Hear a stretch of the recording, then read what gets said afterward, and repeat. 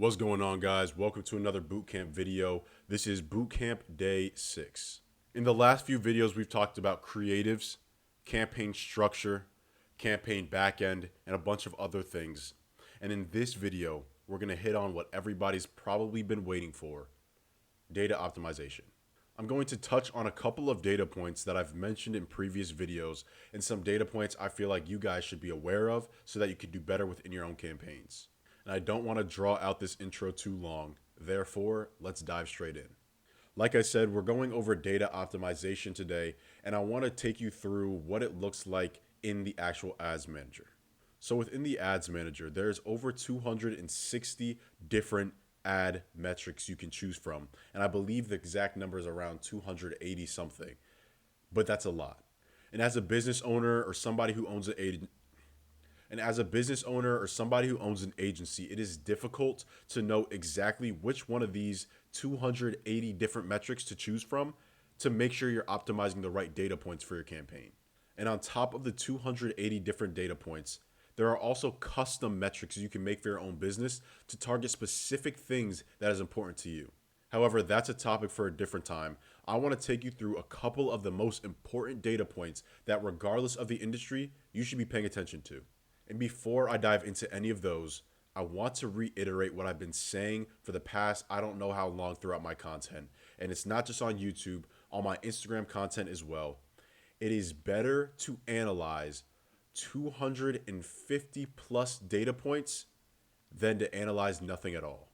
Data runs the world when it comes to ad management, regardless whether you're on Meta, Google, Yelp ads, TikTok ads, LinkedIn ads, Snapchat ads, maybe even apart from social media ads like ads on a website, ads on TV. Data runs the world. And the reason why data runs the world is because within the ad space, it's all gray.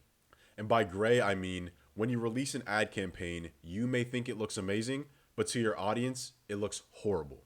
Or in the other way, you may think it looks average or mid or maybe not your best work, but it converts like crazy. And you could try to rationalize as to why maybe this color looks nice or this font really works well or this or that, but you never know until you know. And the only way to truly know is by reading the data. Analyzing the data will take your ad campaign from here. I think I've done this before. Here to here, outside the screen, it breaks the roof. Reading the data is really what makes your ad campaign an ad campaign. Anything else, you're kind of just gambling your money. But without further ado, let me walk you through the top data points that, regardless of your industry, you could take a look at to ensure that you have more control over your results.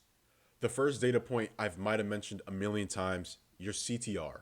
Now, your click-through rate is the percentage of people who saw your ad and clicked it. And for the math brains like me, it's clicks over impressions. And to give a one-sentence, one-liner as to what CTR is, the higher your CTR, the more relevant and compelling your ad, which also means in the opposite, the lower your CTR, the less relevant, less compelling, and less attracting your ad is to the audience you're promoting to. Next, I want to take you through your CPM.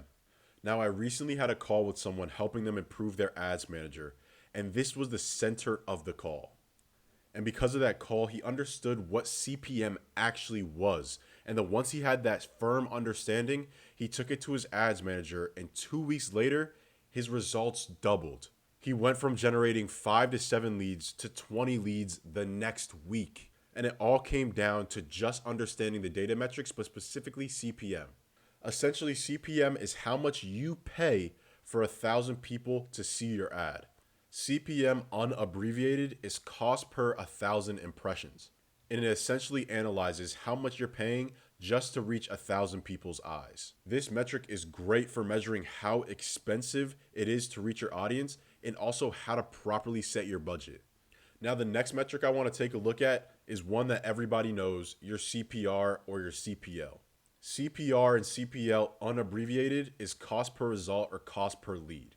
And this goal can span from anything from a purchase for an e-com store or a lead for a lead generation store, a webinar sign up for a coach, or a sit-down call with an insurance company. But your cost per lead is going to tell you how much it costs just to get that one conversion. But now again, for my math heads like myself, the cost per lead on paper is total spend over total results. Now, the last metric I want to show you guys is the frequency. Frequency is the average number of times one person has seen your ad. This metric is important because it allows you to track when to refresh your ad creatives. And if you watch my previous creatives video, you know the importance of creatives and refreshing the ads. Within the new Andromeda update and also within the past few years, Meta has been very creative heavy.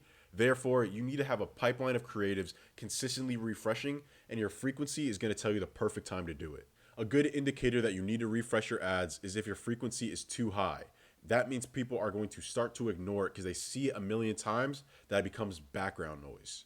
And this last line is a test to what I've been saying, but you have to watch the frequency closely because a rising frequency is a red sign. This is one of my clients' campaigns and I blocked out his name for privacy reasons, but I wanted to show you what the data can do. So this is one of my clients' accounts. I blocked out his name for privacy reasons, but let's take a look at the data and see what we could get from it. So we see that his cost per impressions is at $24.22. His CTR is at a whopping 3.28, which the industry standard is around a 1.9, meaning his creatives are amazing. And if you want to get a CTR like this, click my last video. And his CPC was sitting at 74 cents. But then lastly, his CPR is at a 0. Essentially what all this is saying is that the industry average is $24.22. His click-through rate is at 3.28%, which again is amazing. And it costs 74 cents just to get one person to click the link to then land on his page. With all these data points on screen, any average-minded marketer would say, this guy's campaign is amazing, just give it time. Are they totally wrong? Not necessarily, but they have to look a little bit deeper. Now, your cost per result is obviously rooted in the actions you take on Meta, but there's also a second part to lead generation. If you ever come to a point where you see that your CPM is low, your click-through rate is amazing, and your cost per click is amazing, but your CPR is taking a hit, that means it's something on the opposite side. For more clarity, this specific ad campaign is a lead generation campaign going to his website landing page. And if Meta is pumping these type of results and no leads are coming in, it's one of two things. The first thing is that the right audience isn't being targeted. If you have good results, but you're not getting any conversions, sometimes it can mean that your audience is the wrong audience and you're generating traffic and not real leads. However, I can rule that out as a problem because this is a lead generation campaign and we have a lot of clicks. That means a lot of people who are interested in this service because it's lead generation, meaning they're interested in getting the actual service, not like traffic where it's just driving traffic to the website. It's a lead gen campaign, meaning these are higher converting type of people. Therefore, it has to be option 2.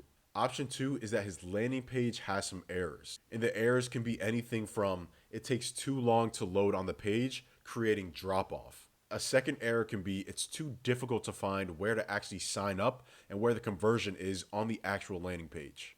Lastly, it could also be that it's too complex to actually sign up, meaning there might be way too many questions or the questions get way too specific that it drops off way too many people. Therefore, the next step that we're taking is revamping his landing page to make it more user-friendly and optimized for Meta ads. The moral of this story is if that the data was never read, the business owner might have thought it's Meta's fault, when in reality, it's the landing page. Therefore, if you're still not analyzing the data, all you're doing is paying for Mark Zuckerberg's next vacation. You can actually expect a thank you card from him in the mail in probably a couple weeks. All jokes aside, you need to start analyzing the data if you want success within the ads manager. If you want to learn more in depth about all these topics that I talk about, shoot me a DM and we can set something up. But anyways, make sure to hit that post notification bell and I'll see you on the next video.